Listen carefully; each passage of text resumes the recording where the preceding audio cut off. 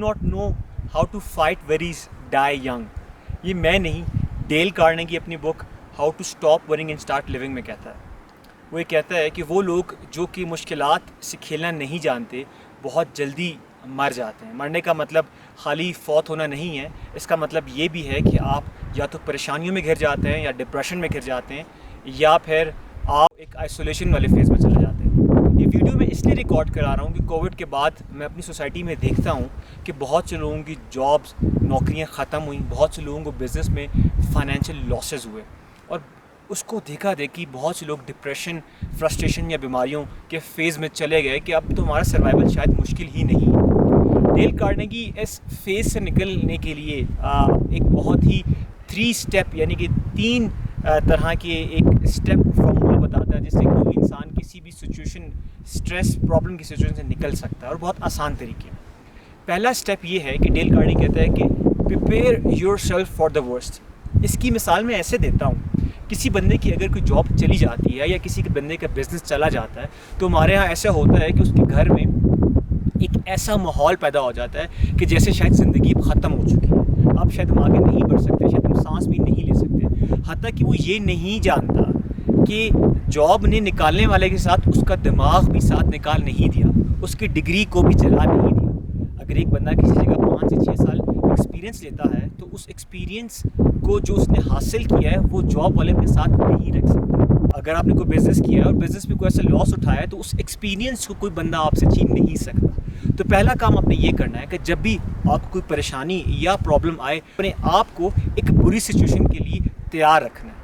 آپ کو ورسٹ کے لیے پریپیئر ہونا ہے, بیکاز ورسٹ آ چکا ہے, جاب جا چکی ہے, بزنس نقصان میں جا چکا ہے. اب جتنا جلدی آپ اپنے آپ کو اس ورسٹ, اس بری سچویشن کے لیے تیار کریں گے اتنا جلدی آپ ریکوری کی فیز میں آئیں گے.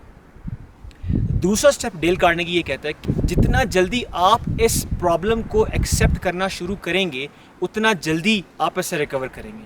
ہماری سوسائٹی میں نے ایک بات بہت کامن دیکھی ہے کہ بہت سے لوگ اس اسٹیپ سے نہیں نکل پاتے. وہ کیسے؟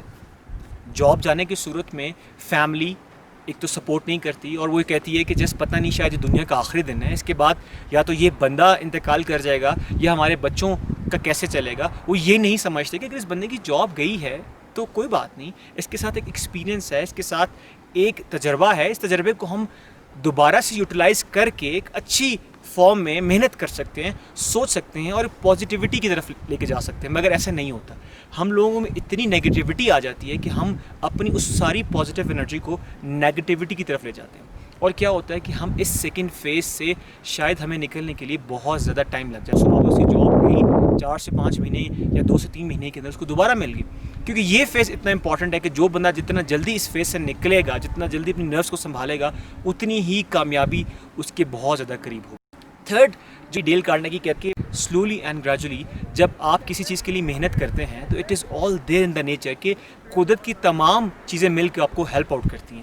اور جیسے ہی آپ نے ایکسیپٹ کر لیا کہ میرے پہ بری سچویشن آئی ہے, کوئی مسئلہ نہیں ہے, اگلے دن کا آغاز ایک نئے دن کے ساتھ کروں گا اور میں محنت کروں گا, اور میں کر سکتا ہوں. میں نے پہلے بھی کیا, ابھی بھی کروں, میں نے آگے بھی کرنا ہے, اور یہ میں نے ہی فیس کرنا ہے. کسی باہر کے بندے نے آ کے مجھے گائیڈ نہیں کرنا. تو کیا ہوتا ہے, آہستہ آہستہ آپ اپنی منزل کی طرف چلنا شروع کر دیتے ہیں.